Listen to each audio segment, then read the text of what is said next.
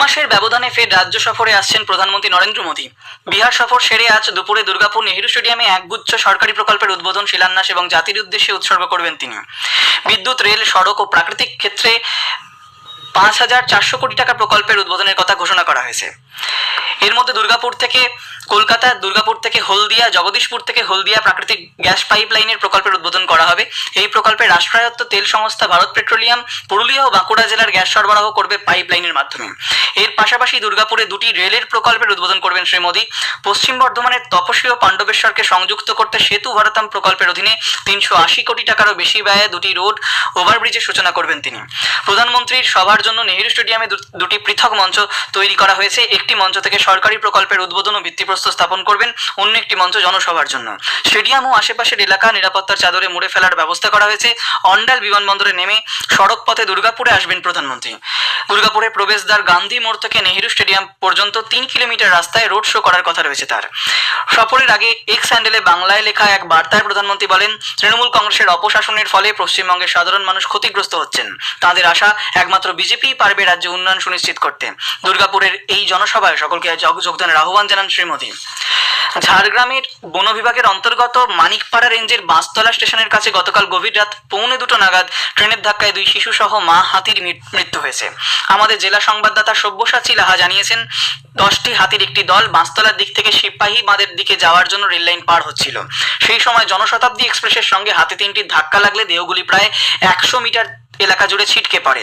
Range officer WhatsApp গ্রুপে সতর্কবার্তা পাঠালেও train অত্যন্ত দ্রুত গতিতে থাকায় এই দুর্ঘটনা ঘটে। বন দপ্তরের এক আধিকারিক জানিয়েছেন, সকালেও 5 থেকে 6টি হাতির মৃতদেহগুলি ঘিরে রেখেছিল। তাদের চোখে জলও দেখতে পাওয়া যায় বলে স্থানীয় বাসিন্দারা জানিয়েছেন। হাতিগুলি সরে গেলে দেহগুলি উদ্ধার করা হয়। এদিকে দুর্ঘটনার কারণে ওই লাইনে বেশ কিছুক্ষণ ব্যাহত হয় ট্রেন চলাচল। রাজ্যের কলেজ বিশ্ববিদ্যালয়গুলিতে ছাত্র ইউনিয়নের নির্বাচনের বিজ্ঞপ্তি জারি করা নিয়ে রাজ্যকে 2 সপ্তাহের মধ্যে হলফনামা জমা দেওয়ার নির্দেশ দিয়েছে কলকাতা হাইকোর্ট।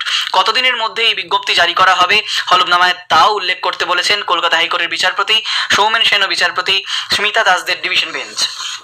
ধর্মতলার ভিক্টোরিয়া হাউসের সামনে তৃণমূল কংগ্রেসের 21শে জুলাই সভা নিয়ে আজ ফের কলকাতা হাইকোর্টে শুনানি হবে। শুধুমাত্র একটি দলই কেন সেখানে সভা করার অনুমতি পাবে তা নিয়ে প্রশ্ন তুলে কলকাতা হাইকোর্ট এই সভা নিয়ে বেশ কিছু শর্ত আরোপের ইঙ্গিত দিয়েছেন। পরের বছর কর্মসূচির জন্য বিকল্প জায়গার খোঁজ করতে বলেছেন বিচারপতি তীর্থঙ্কর ঘোষ।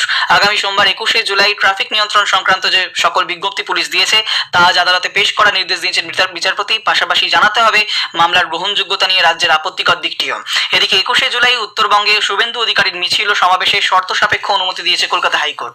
নদিয়ার কল্যাণীতে 2024 সালের ডিজিটাল অ্যারেস্টের ঘটনায় আদালত 9 জনকে দোষী সাব্যস্ত করেছে।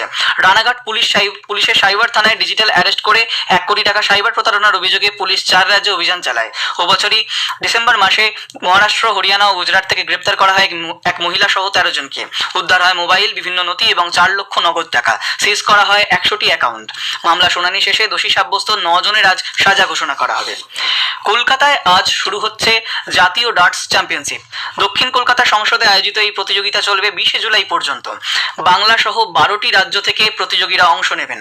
এই প্রতিযোগিতা থেকেই দক্ষিণ কোরিয়ার সিওলে আসন্ন বিশ্বকাপের জন্য ভারতীয় দল নির্বাচন করা হবে বলে কলকাতায় এক সাংবাদিক বৈঠকে ভারতীয় ডার্টস অ্যাসোসিয়েশনের মহাসচিব প্রশান্ত সাহা জানিয়েছেন।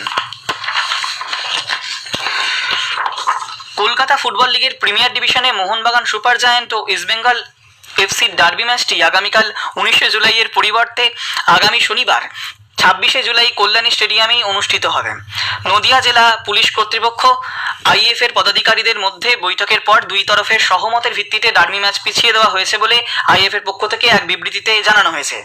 এত অল্প সময়ে দর্শকদের টিকিট সংগ্রহে অসুবিধার কথা মাথায় রেখেই তাদের সুবিধার্থে এই সিদ্ধান্ত নেওয়া হয়েছে।